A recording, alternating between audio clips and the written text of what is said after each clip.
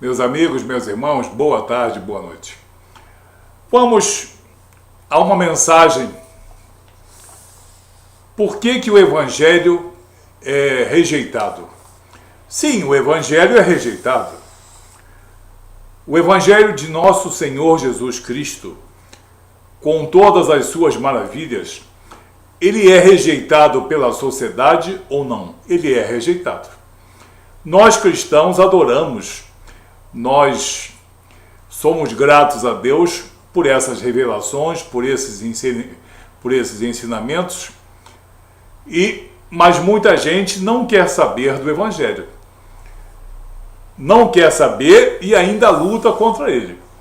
Luta negando ou deturpando, ou então adotando parcialmente aquilo segundo os seus critérios, como se o homem pudesse ter algum, digamos, critério lícito, não louco, para dizer o que deve tirar ou não do Evangelho.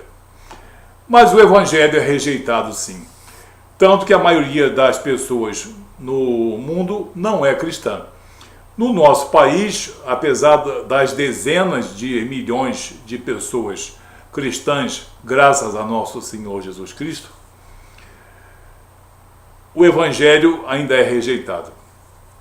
Ele é rejeitado por quê? Em primeiro lugar, o Evangelho de nosso Senhor Jesus Cristo não traz sabedoria de homem. Ele traz a sabedoria de Deus para nós. Porque a essência da obra salvadora de Deus em Jesus Cristo foi elaborada desde a eternidade, pela vontade de Deus Pai e pela vontade de Deus Filho, antes mesmo que houvesse um ser humano sobre a face da terra. Então, apesar da participação de homens, o âmago, o cerne de todo o Evangelho é originário no coração, digamos assim, no entendimento de Deus Pai e de Deus Filho. Então, ele traz sabedoria de Deus e não sabedoria de homens. Mas muitos homens, principalmente nos dias atuais, são ávidos por ensinamentos de homens.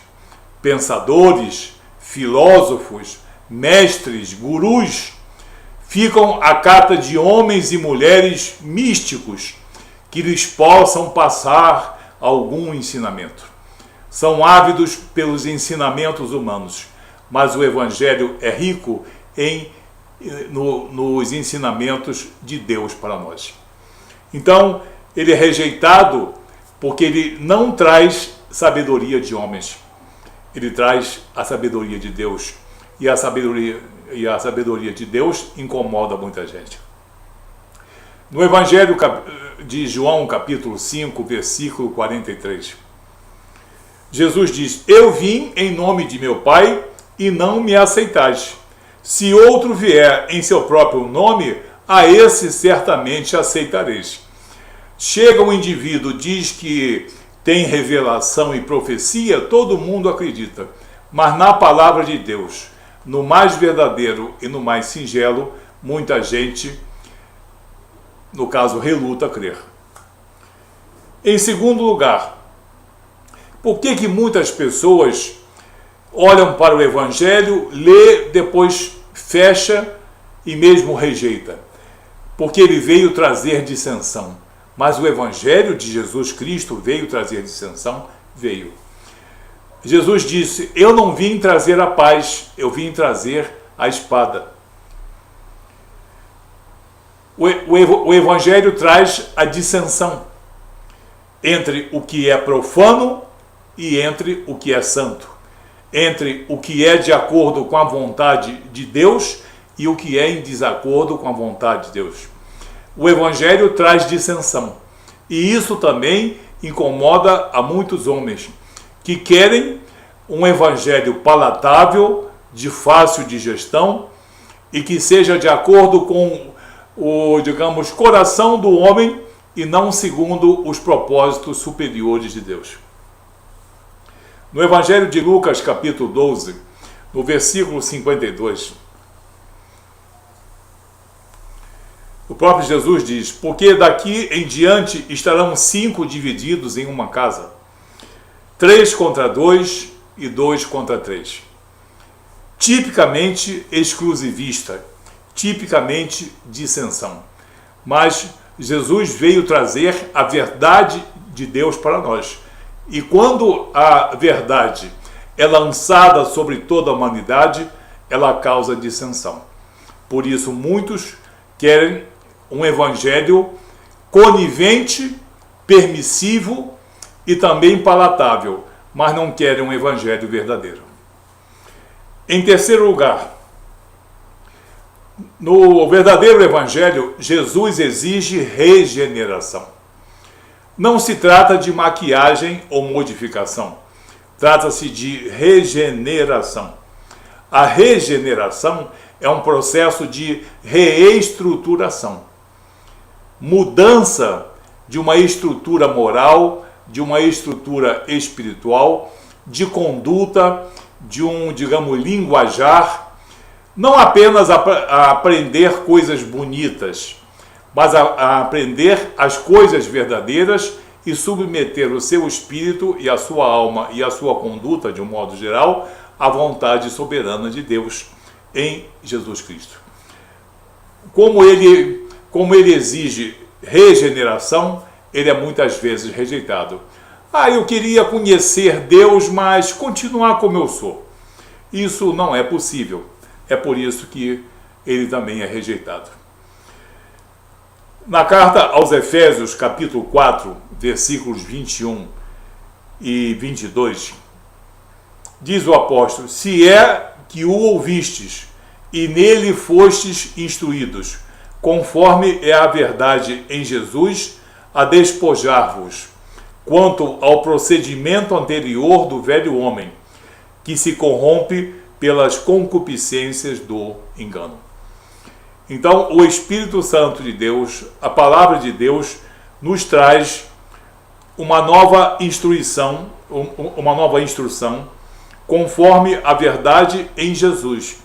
E essa verdade nos faz como nos despojemos aos procedimentos anteriores, aos conceitos e às condutas anteriores, do velho homem, do homem secular, do homem que não conhece a obra salvadora de Jesus e do homem que quer permanecer em situação pecaminosa.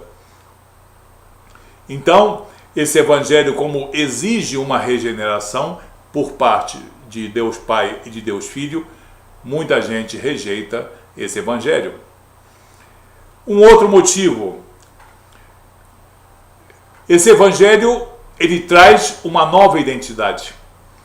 Quando o homem ou quando a mulher se submete à vontade de Deus nesse evangelho, aos ensinamentos de Jesus e aos atos soberanos de Jesus em sua vida, ele vai ter que tirar uma nova identidade. Ele não é mais um homem secular, ele não é mais um homem irresponsável, ele não é mais um homem que anda segundo um espírito qualquer, mas segundo o Espírito de Deus especificamente. Então, ele tem um novo compromisso, uma nova identidade, uma nova compreensão de todas as coisas espirituais. Ele tem que manter uma fidelidade com Deus e com a palavra, por isso ele precisa de uma nova identidade. Em Efésios capítulo 2, versículo 19: assim, pois, não sois mais estrangeiros, nem sequer forasteiros, antes sois concidadãos dos santos e membros da família de Deus. Então, é como se você fosse a um outro país. Para ficar de modo definitivo, você vai ter que tirar uma nova identidade. Não apenas ter um visto, você aprende um novo idioma, novas condutas e uma nova cidadania. Tudo isso te leva a uma nova identidade. Então, ter uma nova identidade, muita gente não quer, porque muita gente gosta da sua identidade anterior. O que fazer? Outro motivo pelo qual o Evangelho de nosso Senhor Jesus Cristo é rejeitado, porque Jesus exige compromisso. Sim, compromisso moral, compromisso espiritual, fidelidade ao Evangelho. Muita gente pensa que é apenas disciplina moral e espiritual. Não. Respeito à palavra de Deus. Respeito à obra salvadora de Jesus.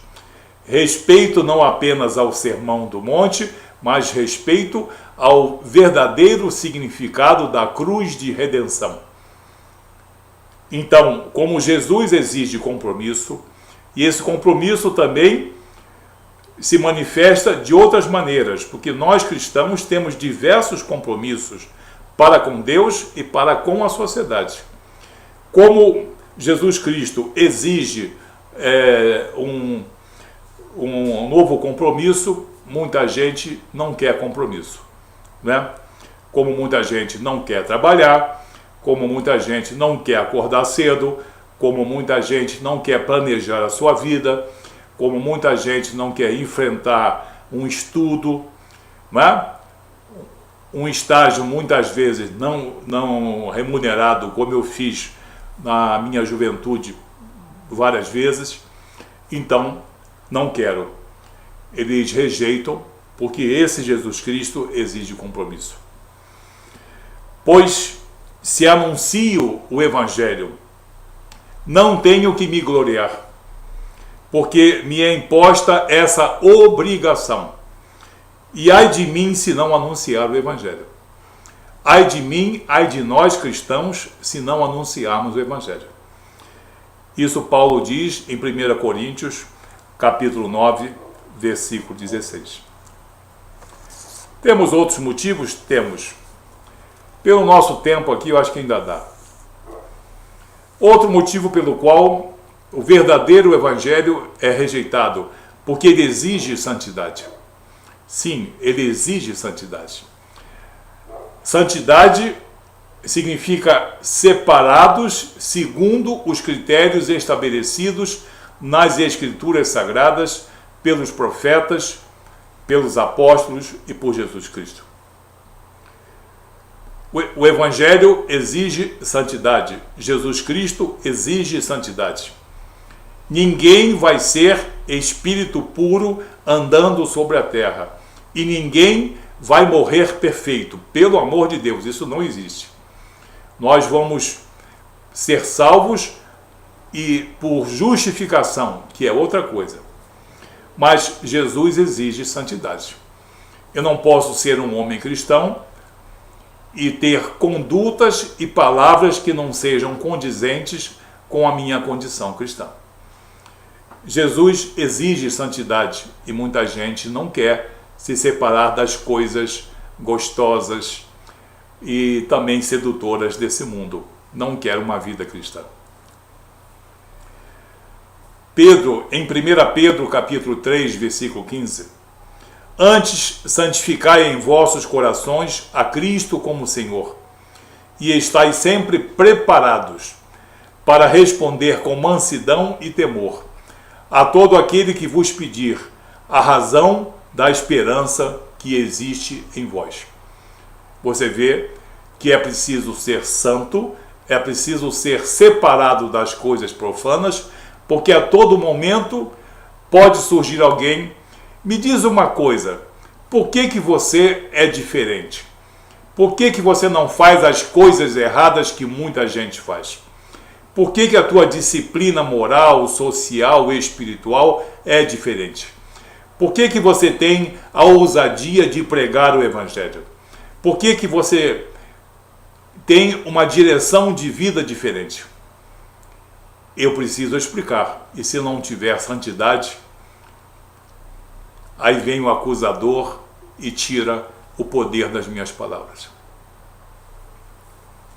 Jesus exige santidade e muita gente não quer saber disso. Também porque Jesus exige fidelidade. Sim, Deus é fiel, Jesus é fiel aos seus servos, aos seus irmãos. E nós temos que ser fiéis também. O Evangelho cria um vínculo nosso com Deus, um vínculo nosso com Jesus, com o Espírito Santo e com a palavra. E isso é uma fidelidade que nos é cobrada. Jesus exige essa fidelidade. Paulo, em 1 Coríntios, capítulo 4, versículo 17, diz: por isso mesmo vos enviei Timóteo, que é o meu filho amado, e fiel no Senhor, o qual vos lembrará os meus caminhos em Cristo, como por toda parte eu ensino em cada igreja. Você vê a fidelidade de Paulo, a fidelidade do seu discípulo Timóteo, do jovem pastor Timóteo. Homens fiéis à palavra, a missão de levar o evangelho verdadeiro, regenerador e transformador a diversas igrejas. Por isso mesmo vos enviei Timóteo, que é meu filho amado e fiel no Senhor.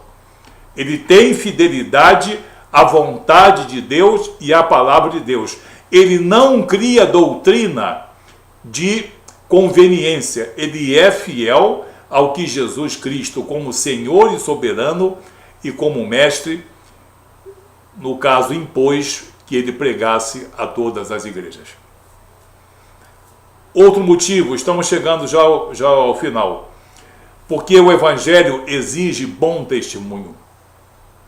Muitas vezes nós falamos, discursamos, fazemos palestras, abrimos a Bíblia, levamos uma mensagem, mas tem muita gente que está muito mais interessada no que você anda fazendo do que no que você anda dizendo. E nós cristãos, nós evangelistas principalmente, temos uma prática muito grande disso, tá? Eu, como dirigente de culto nos lares, eu tenho essa experiência. E eu já preguei até no meio da rua. Então, eu sei que tem muita gente que gosta de falar de Jesus. Mas ele gosta mesmo, ele está de olho, como você se veste, quais são os teus gestos, as tuas atitudes, entendeu? Então, para ser cristão, é preciso dar bom testemunho. Perfeito nós não somos e nem seremos jamais, a não ser nas regiões celestiais. Lá a situação é diferente. Aqui, pelo menos um bom testemunho nós precisamos dar. E muita gente, eu preciso fazer isso, mas eu preciso largar os meus hábitos anteriores, o meu linguajar. Você precisa mudar, porque você precisa passar por uma reestruturação. Então, é necessário que você, como homem cristão ou mulher cristã, dê um bom testemunho. Em 2 Timóteo, capítulo 1, versículo 8, o apóstolo diz: portanto, não te envergonhes do testemunho de nosso Senhor, nem de mim, que sou prisioneiro seu. Antes, participa comigo dos sofrimentos do Evangelho, segundo o poder de Deus. Nós temos que não nos envergonharmos do nosso testemunho quando falamos de Jesus, da sua obra redentora, quando nós lutamos contra os contradizentes, quando nós defendemos o nosso direito de vivermos o Evangelho da verdade, e não os evangelhos das conveniências, preparados por homens e por espíritos mentirosos. Nós temos o direito de vivermos o verdadeiro evangelho, e nós temos que testemunharmos e não termos vergonha desse testemunho. Mas você, um homem inteligente, é cristão? Você é protestante? Você é Bíblia? Você é crente? Eu digo sou. Eu sou um profissional de nível superior, sou uma pessoa de uma inteligência mediana, mas eu me regozijo de falar da obra redentora de Jesus. Mas publicamente, assim, para todo mundo ver, exatamente. Você quer que eu tenha vergonha de Jesus? Você quer que eu tenha vergonha do Evangelho? Muita gente não tem vergonha das pessoas que andam ao seu lado, mas muita gente não fala de Jesus porque tem vergonha. Então, o Evangelho exige testemunho. E nós temos que dar esse testemunho com alegria e com regozijo. E em último lugar, Jesus exige reciprocidade. Também outra coisa que dificulta que o Evangelho seja aceito e compreendido por muita gente. Reciprocidade. Se Jesus deu a sua vida por nós, e além disso trouxe os seus ensinamentos, nós temos que corresponder a todo esse amor, a todo esse cuidado de nosso Senhor Jesus Cristo para conosco. E no Evangelho de João, capítulo 15, versículo 16, ele fala muito bem disso. Vós não me escolhestes a mim. Palavra de Jesus. Isso é bom para nós cristãos e para todas as doutrinas. Vós não me escolhestes a mim, mas eu vos escolhi a vós. E vos designei, para que vades e deis frutos, e o vosso fruto permaneça, a fim de que tudo quanto pedirdes ao Pai em meu nome, Ele vô-lo conceda. Amém?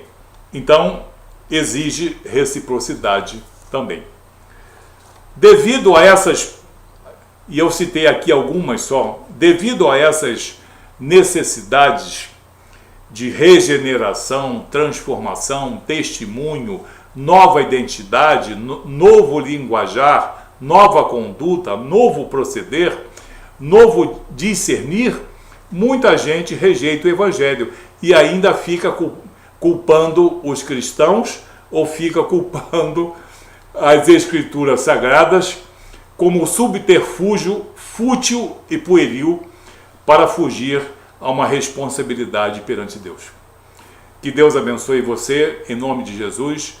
Vamos viver, vamos aceitar o Evangelho em nosso entendimento, porque é a oferta de Deus para nós.